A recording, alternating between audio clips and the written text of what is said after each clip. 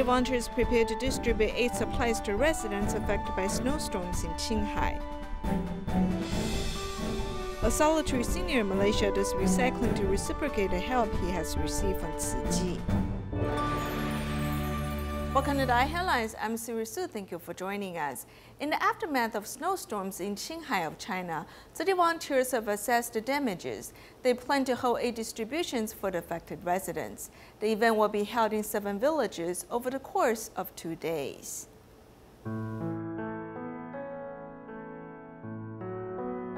Early in the morning, Sichuan Tzu Chi volunteers went to Qinghai to meet up with the local volunteers. Together, they're heading to Chengdu County to conduct aid distribution. Southern Qinghai province has witnessed record snow precipitation in the last 10 years. The volunteers immediately went to the market to buy winter clothes for the affected residents. Look, the colors of these socks are suitable for both men and women. I wonder if they have socks that are much warmer than these. The local residents usually wear thick socks in order to keep their feet warm.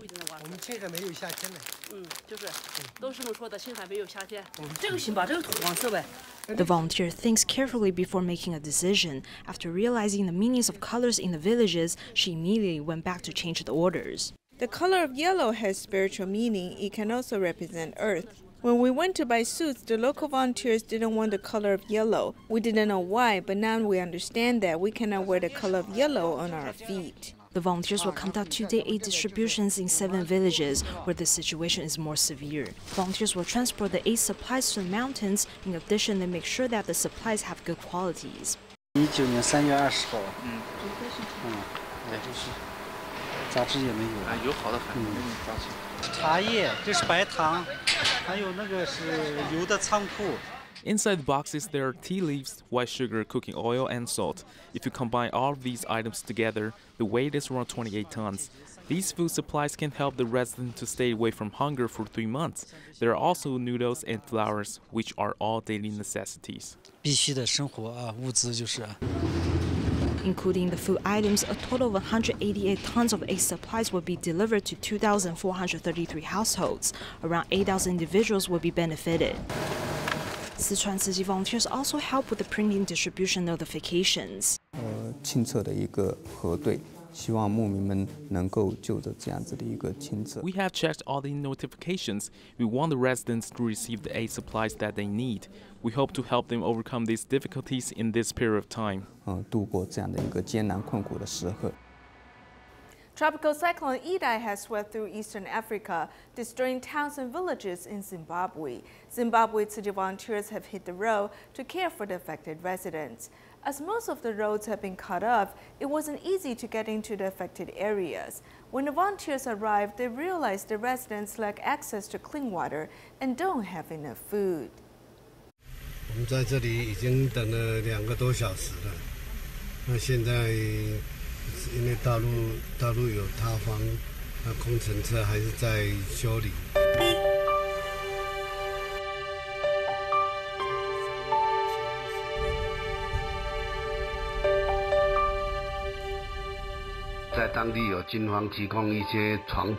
The local military have provided us beds to sleep on, because when we arrived it was already 9 p.m. There weren't any places to sleep, so we had to sleep in the car or on the ground.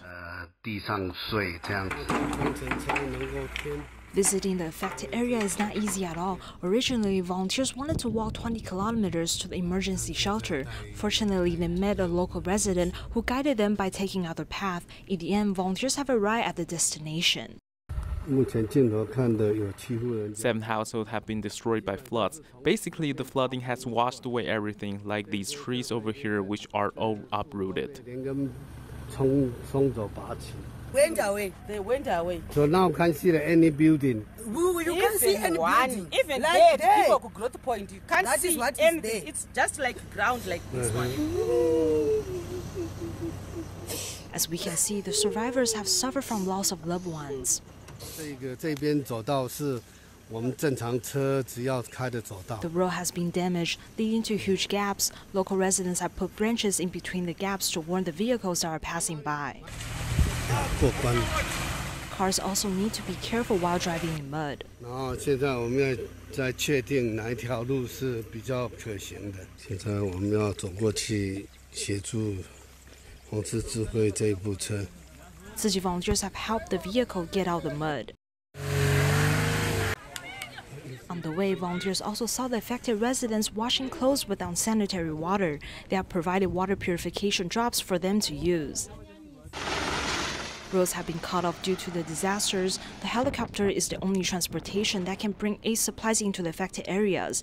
In addition, Tzu Chi volunteers have bought bread for the residents. As one can see, there are still many people in need. The disaster relief mission will be continued. In the aftermath of floods in Mozambique, Tzu Chi volunteers have arrived at Beira City. The local residents don't have access to clean water, and they also don't have enough food to eat. One of the volunteers was deeply moved by little girl's gesture as she was drying her textbooks one by one. Tzu Chi volunteers have finally arrived at the Beira City. We can see many international rescue organizations have arrived as well. Over here, the emergency shelter used to be a supermarket. The residents have laid down and rest. Some of them are sitting on the street feeling helpless and depressed. They don't have anything to eat. In fact, the water they're drinking has been offered by some well-wishers on Monday. And as I speak right now, the water is finished. His dinner reporting from Beira, Maputo. Inside the city, most of the buildings were destroyed by the tropical cyclone. This little girl wants to dry the wet textbooks, hoping to go back to school soon. I met a young lady called Zia who took our books to dry.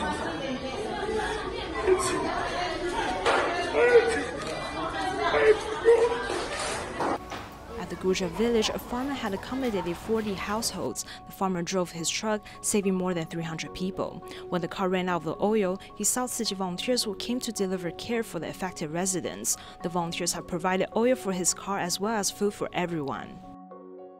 At the moment, many emergency shelters lack food supplies and drinking water. Tzu Chi volunteers are trying to figure out ways to transport the aid supplies, hoping to help the affected residents overcome these difficulties as soon as possible. In our next report, we'll meet a 78-year-old Tzu Chi volunteer in Malaysia. She's a hardworking volunteer who wants to invite more people to do good deeds. Although she can't speak the Malay language, but she still goes on the street to communicate with different ethnic groups. So far, she has invited more than 500 people to do good deeds. Translating the Malay language into Chinese characters, this is Tzu Chi volunteer Tim Kim Tan's notes.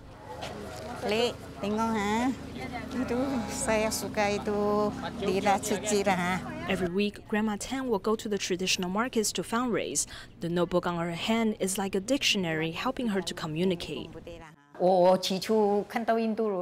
At first, when I saw the Indians or the Malays, I'm afraid to talk to them because I don't speak the Malay. I don't know what to say. I consider myself not smart enough. I only know the basic words. As for listening, I can't really understand if they spoke too fast. Later, I began to go on the street to recruit more members. This is when I started to learn the Malay language. She's 78 years old with a compassionate heart. Whenever she met someone, she would tell them about Tzu Chi. Her son is also her language teacher.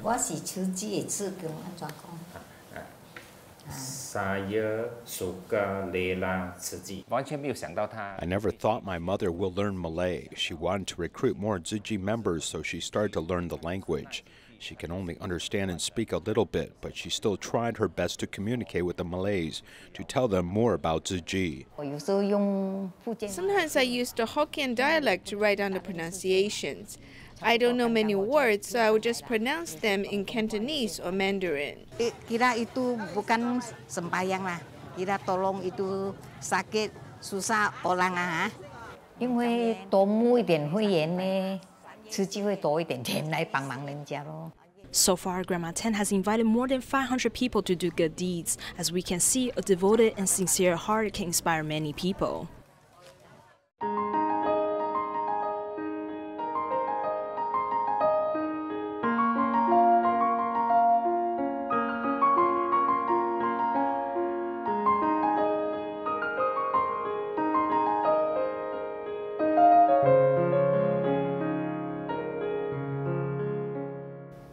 In In Malaysia, Tzu Chi recipient Grandpa En, who's a solitary senior, once scavenged for a living. In 2013, he started receiving Tzu Chi's financial assistance, and his life has improved. Now he still collects recyclables, but for a different purpose. He volunteers at Tzu Chi's recycling station as a way to reciprocate Tzu Chi's assistance.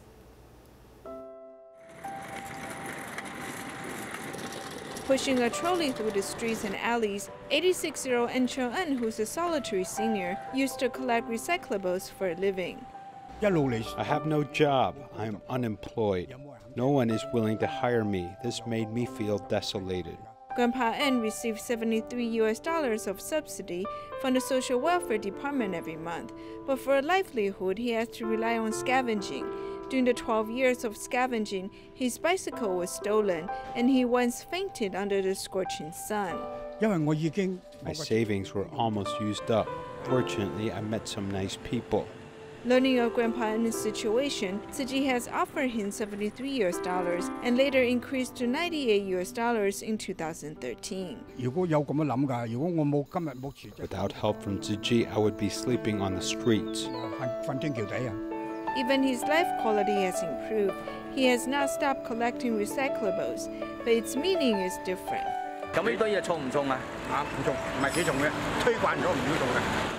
He's agile even compared to the young people. Happily devoting himself to recycling, Grandpa En feels younger again. He will be there punctually on the monthly recycling day. I'm very happy. I never felt it is hard, not even a bit. Everyone gathers at the recycling center and is happy. We are like a big family. I have no worries. Since joining Tzu Chi, I've gained experiences through which I learned that environmental protection is a tough issue. He learned more about the meaning of environmental protection through doing recycling. In May 2018, Grandpa En received his certificate as a Tzu Chi recycling volunteer. They asked me whether I got paid from recycling. I said, how would volunteers be paid?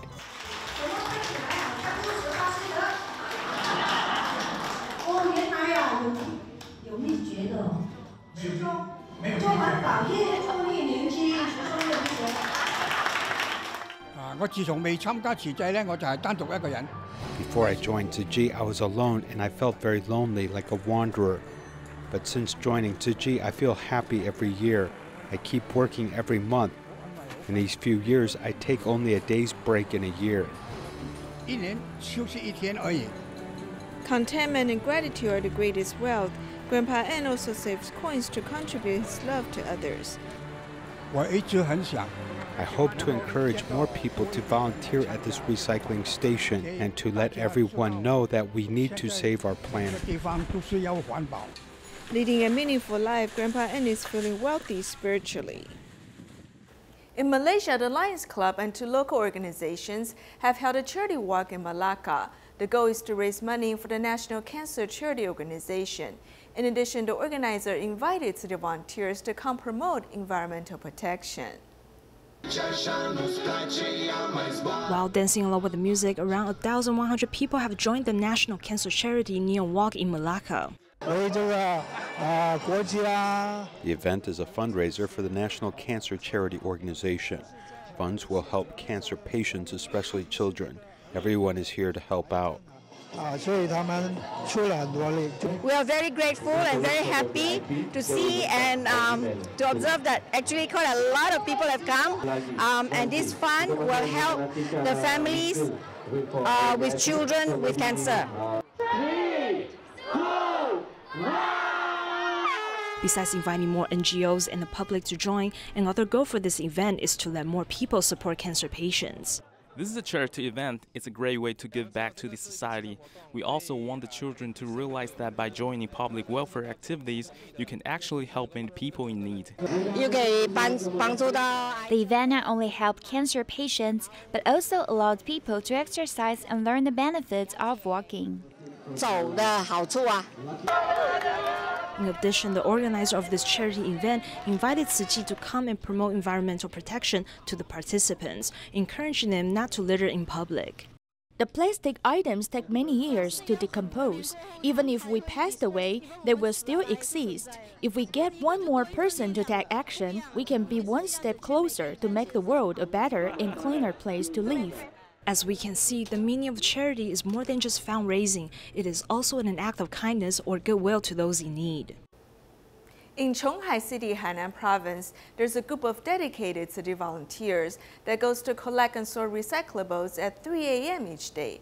Originally at the local market, there were a total of 12 large garbage bins that will be filled to the brim almost every day. However, ever since the recycling volunteers have been collecting and sorting the recyclables, there are now 6 empty bins that have reduced the amount of garbage by 50%. The wholesale market is already bustling when it's still dark out.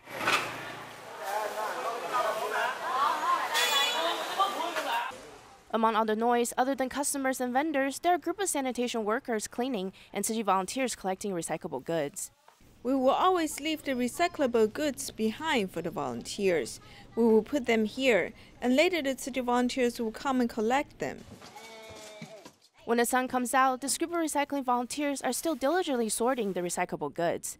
This morning recycling spot is located in a narrow alleyway. The volunteers come here to do all the sorting. Throughout the process, they've also been very resourceful. There are some water bottles that are still frozen, so we usually use the water inside to wash the bags that were used for fish and seafood. When the weather is a bit colder, it takes a longer time for the ice to melt completely, so we replace them all here to let them melt. While they're melting, we will go sort other items. After the sorting is finished and the ice has melted, then we will use the water to clean the bags. Just like what the volunteer had stated, the melted ice is not wasted. It can be reused as water to clean all the dirty plastic bags and bottles collected. It's our insistence on collecting these recyclables, because if no one comes to collect and sort these items, then they will all turn into waste and not used. Not only are the volunteers cherishing recyclable items by collecting and sorting them, but they are doing even more. Even the slightly not so marketable vegetables that the vendors throw out, volunteers will collect and sell them, inviting everyone to do good deeds together.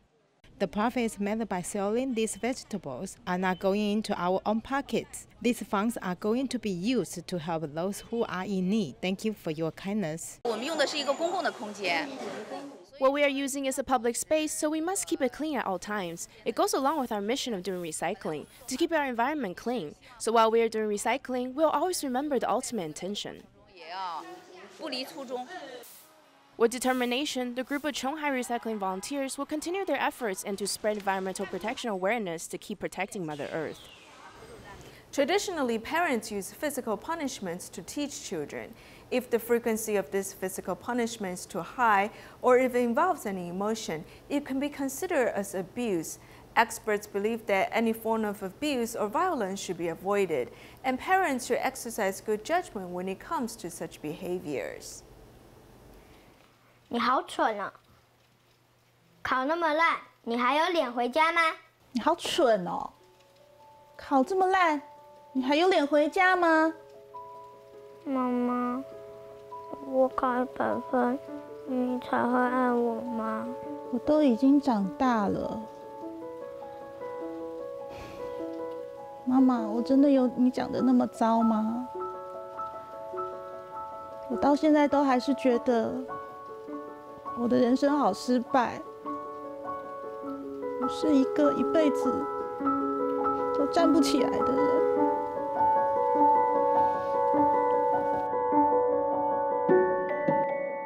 Today I can ask, why aren't you good at studying? But if I say you are stupid as a pig, these two sentences' meaning are totally different.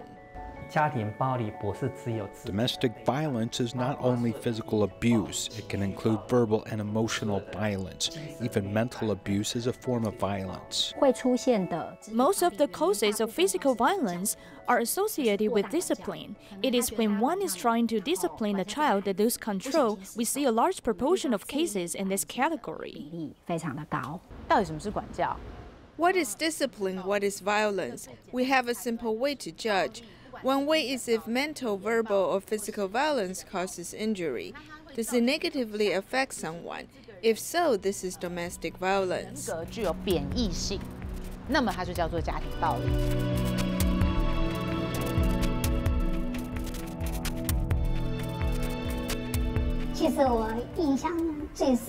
My most powerful memory is my mother not listening to my explanation after my sibling talked.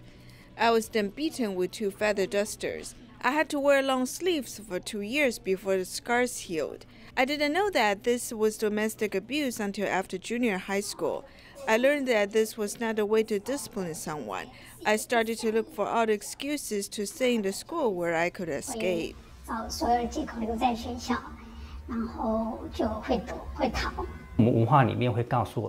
Our culture tells us that parents are the world to us, so we give parents a lot of power. They can do any type of discipline, and their way of doing it is rationalized.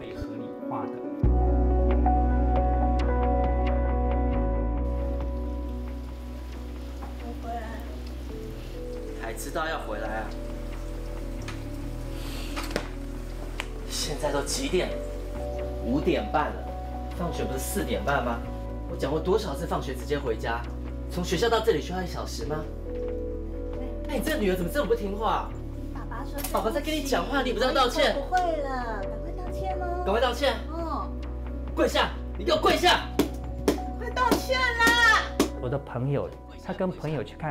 My friend and his friends went to see a late-night film, and he kept looking at his watch.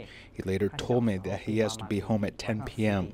One time after 10 p.m., his mother locked the door and didn't let him in. He spent the whole night outside. This is a form of abuse. I think some parents know very well about discipline. They'll strike the palm of your hand, and this is a form of discipline. What is the difference when it comes to abuse is that when he knows that you're going to take a fine or hit your hand. The biggest difference between this and abuse is that emotional behavior may be involved. When one hits a child, there may be no sense of proportion. They might strike the child because they're angry because the child did some things. It might not be because they didn't do their chores. This can affect the development of a person's personality and their personal development. I think this is a problem the society has an obligation to solve. Perhaps the bigger aspects of this problem is the issue of respect in our culture. We regard children as an accessory that is just an attachment to an adult. Maybe this is a Chinese viewpoint that parents have powers over children. So when children don't meet the expectation of parents, there are more and more chances of conflict. That is part of our long-standing collective cultural violence, the culture of family violence. We must slowly move away from these traditional concepts that aren't very good. We need to slowly deconstruct them.